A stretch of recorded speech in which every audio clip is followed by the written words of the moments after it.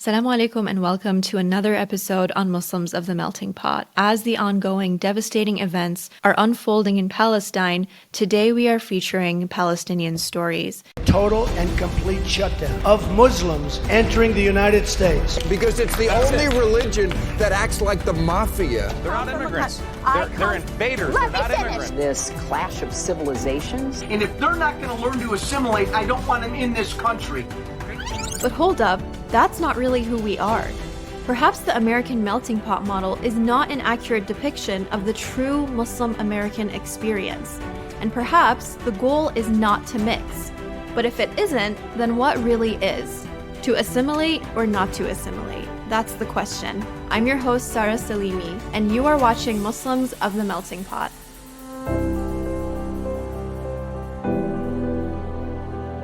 Sara Ibrahim is my guest today. She is a public health student in Washington, D.C., and her roots are Palestinian. Her parents are from Gaza and Jaffa, and she has lots to share about her personal thoughts and feelings about everything that is going on at a time when mainstream media refuses to feature Palestinian stories. Thank you, Sara, for being another one of my guests on the podcast. I'm really happy to have you. I know this is a really tough time for you and your family, especially. You have, kind of a very personal connection to everything that's going on, not just in the past 2-3 weeks, but in the past 7 decades. So what I really want to do is I often find that Palestinian voices and personal stories are missing. Every time something like this comes up in the media, it's always politicians jumping in, world leaders, regional leaders. And sometimes in the midst of all the chaos, we really miss coming back to stories from those who have roots in that land and really what's going on, because I think they are the biggest proof and the biggest testament to what's really happening. So I want to start with your experience. First of all, how are you feeling? How are you and your family feeling about everything? Thank you so much for having me. Honestly, whenever anyone asks the question, all I can say is alhamdulillah for everything. It's been very difficult to see all that's happening, especially having family in Gaza and trying to communicate with my family about it. Like, we've all been glued to the news. And of course, this isn't something that just started in the past few weeks. It's been like this constantly, but of course has ramped up recently. It's been 75 years of an occupation. The whole history of Israel started with ethnic cleansing and genocide. Gaza has been under a blockade for 16 years with very limited access to electricity and fuel and water. Alhamdulillah for everything, and Allah always knows best. So I have to just trust in His plan. Is your family okay? Are they safe right now there? So for the family in Gaza, because my mother's side is from Jaffa, and they were all ethnically cleansed in 1948. Last I heard was honestly a few days ago. I think for now, alhamdulillah, they're not safe, but still alive. Most of my family was living in the north. A few of them decided to evacuate, a few of them decided to stay.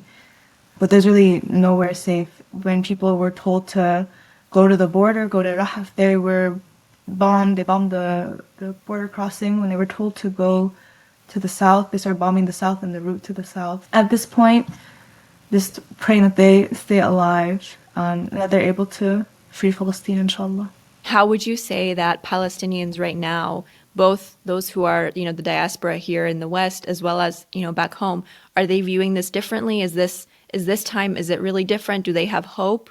And do they think it's just another recurring violence that happens to them over and over again? How are they kind of interpreting all of this? So between here and back home, I think the sentiments are the same. There's two emotions of a lot of hope and also a lot of fear and dread and not knowing what's to come. The Arab people, honestly, the hope comes from seeing the masses come out in support of Palestine. Seeing the Arab people, not just the Arab people all over the world protesting in support of Palestine and Palestine's right to defend itself, resist occupation, and not be slaughtered like animals, as the Israelis described. So seeing all the protesters come out in Jordan, in Lebanon, 300,000 protesters in London, I think even in the Philippines and Mexico, all over the world, there have been huge marches for Palestine with tens of thousands of people that aren't really being seen and distributed in the mainstream media. But of course, alhamdulillah, there's social media, and this unjustified reply from Israel. None of it would be justified, especially because they are the aggressor. But their genocide of the people in Gaza and it being displayed across social media is showing that they're losing the propaganda war, and it's changing a lot of people's minds. And I think that is also giving people hope, is that the rhetoric is now changing around the issue, around the occupation, around the blockade, around the settler colonialism, which is Israel. We're seeing a lot of people who were entrenched in Zionism and Zionist societies start to question the narrative and saying, I'm seeing dead corpses and babies being pulled out of the rubble, and this goes against everything that I was taught with taught in a society that was told me to basically stand with Israel no matter what and support Israel no matter what. Absolutely. So I think hope comes from that, but of course it's so hard to see these images, and it just feels like a lot of the governments aren't changing, but alhamdulillah, at least the people are now showing their support and getting very angry with their governments. And I think that's starting to scare the regimes in the region and around the world. Especially now with the State Department too. We're seeing a lot of dissent, people quitting over how the administration is handling it. Even within the White House, there's a lot of people disagreeing with how the administration, how Congress and the Senate are handling it. Absolutely. You're absolutely right. I think this time we might have seen really the biggest outpour of people. And one thing that, I mean, when you said it, it actually made me hopeful, because I think one thing a lot of, like, for example, non-Palestinians think is that, oh, when we show up to protests or when we call out people who are supporting, an occupation and a genocide, we're actually, not really doing anything. It's like, what's the point? But, I think my question is, does this have any ripple effects so people who are doing these things know that it's accomplishing something? What do you think that accomplishment is, even if we're not directly able to make a direct impact? I think it is important to partake in these actions to show that there's a different narrative and a different side, whether it be on social media or maybe amongst your friends, and trying to educate the people in your circles who would be receptive to it, of course. I would not want anyone to try and argue with an ultra right-wing Zionist, because that's just a waste of your energy. Right. But I think it is important, and it's scaring the regimes and the establishment to show that the people are really in support of Palestine and do not support the decisions that are being made with their money that, the U.S. gives $2.8 billion of our tax dollars every year to just military funding. For Israel. There's so much more money that pours into Israel from our government and from right-wing Christians in the U.S. Honestly, the evangelical Christians are the number one donors to Israel. And then also with the $100 billion aid package that Biden asked for both Ukraine and Israel, I think had a lot of people questioning what are the real motives behind this unwavering support of a genocidal settler colonial state. Why, when American people ask for housing and food and education, they're told no, but when a foreign regime is asking for military weapons, then it's okay. So I think posting on social media is very important. I know for a lot of people it can be very emotionally taxing. But it is changing the narrative, and it's showing, and I mean, there's a reason why Meta is suppressing Palestinian posts. Blinken went to Qatar to ask them to tone down the messaging of Al Jazeera, because the people are starting to gain consciousness and see that I think that awakening is so important, because you mentioned obviously the misinformation and all of that, but one thing we have seen quite a lot of this time is a lot of different propaganda being debunked and falsified, and people are realizing this. Like, people are realizing there are fake videos, people are realizing there's fake information that's just like kind of being circulated around, and they're like, well, who's the source? And they're like, oh, it's the Israeli military. I mean, how is the Israeli military your source when they are the aggressors, right? So it's like, and obviously the saddest part is seeing mainstream media pick up on these stories, and because millions of people already somehow have a default trust in them, they don't even question what's happening. So I think this time we have also seen a lot of people turning to social media because that's where the true voices are. Because you won't really find, if you had Palestinians like yourself or like your family or others coming and being the sources for this information as people who are experiencing what's going on firsthand, you would have a very different narrative. Obviously, the media narrative for the past like 75 years has been very clear in how it supports Israel, at least coming from the Western side. But you also now have 75 years and plus of Palestinian experiences, Palestinians who have lived in that land and who have stories. They have like the keys to their homes still. Why do you think there's such a big divide? Why do you think it's like two completely different worlds and there's such a huge refusal to actually talk to the people who have experienced all of this? From what I've seen, I think the media and those who own these corporations, are really corporations at this point, have a narrative that they want to push, which is usually coming top down. So I think a lot of people are questioning now how the media is portraying things and starting to question how it's been portrayed in the past for other such issues, and how the media is used as a tool for the regime to sway the masses. But now there are other sources that are combating the narrative that has been pushed. So now I think people are starting to question a lot. I've been having a lot of people ask me where they can go read other news sources that are more unbiased. Yeah. But ones that are, pretty big and accepted within the journalism community, like Al Jazeera. Yeah. I think there's even TRT World News as well.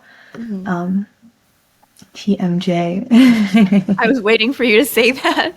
And even now, speaking about people turning to alternate forms of news, I think there are quite a few pages now that are actually documenting everything that's going on, whether it's like people on the ground in Palestine themselves or, activists on this side who are sharing videos that are really showing a very different reality than what's being painted in the media.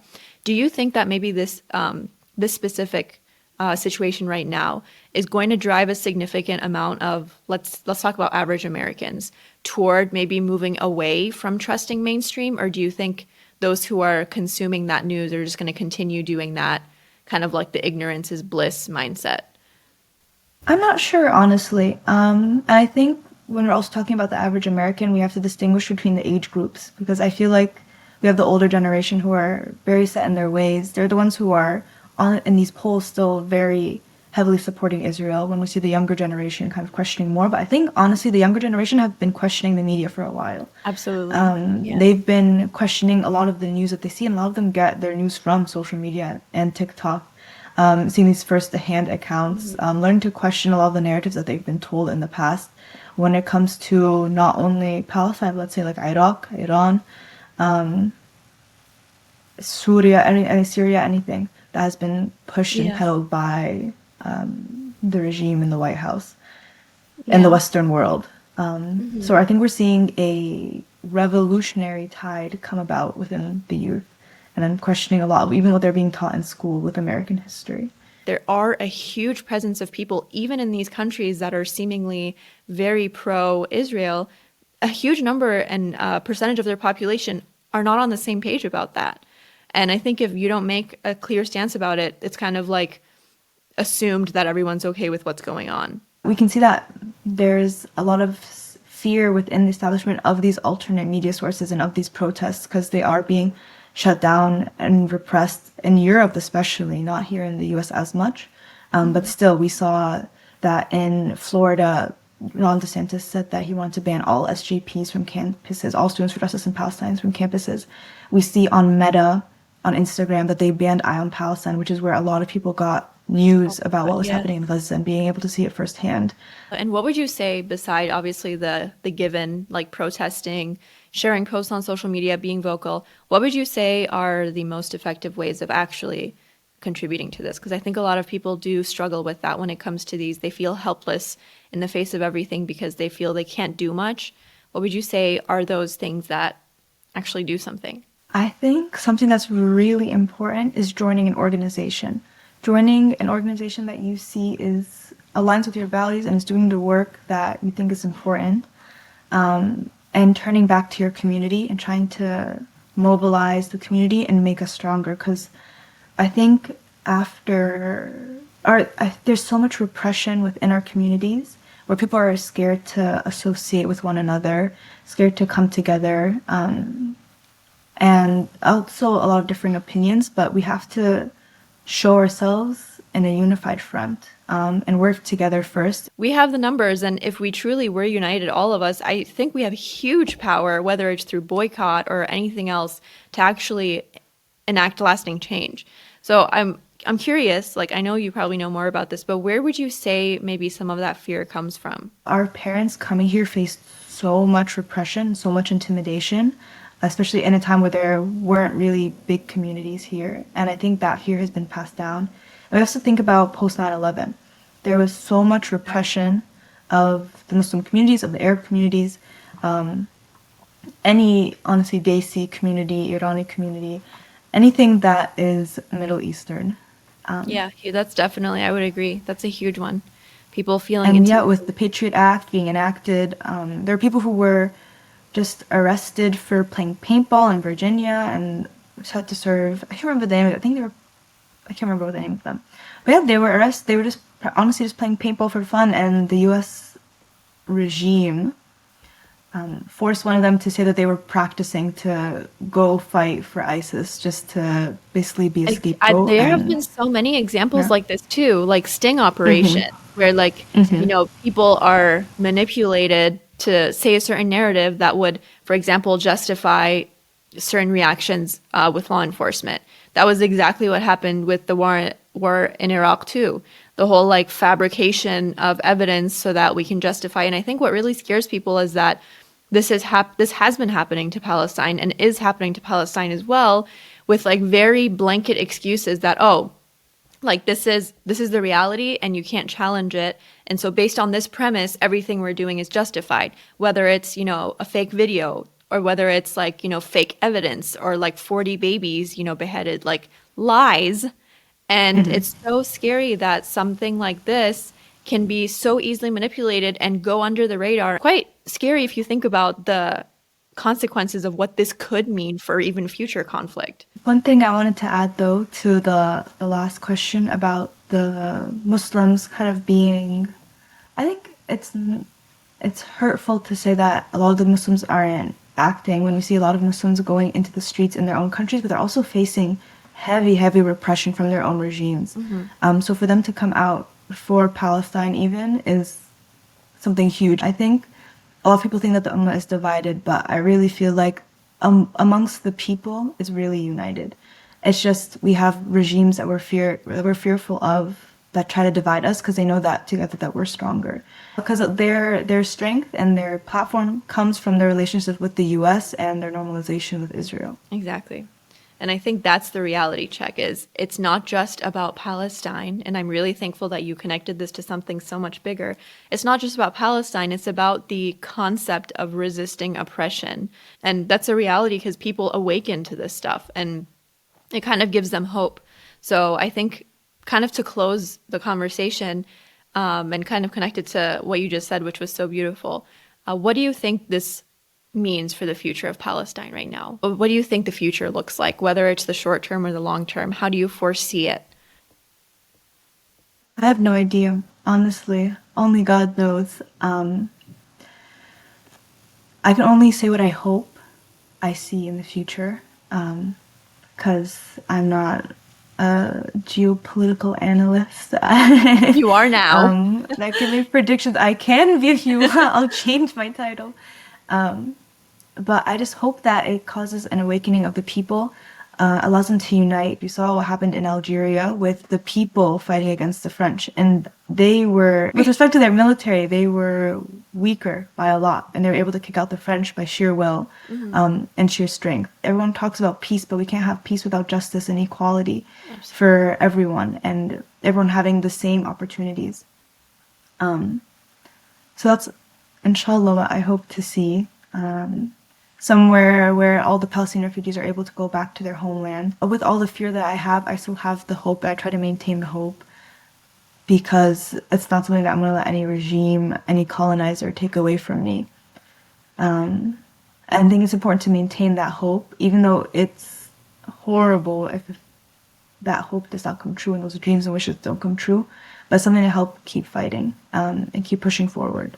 Absolutely. And I think the hope is what we are all seeing on this side of the world from the videos that are coming from the Palestinian people.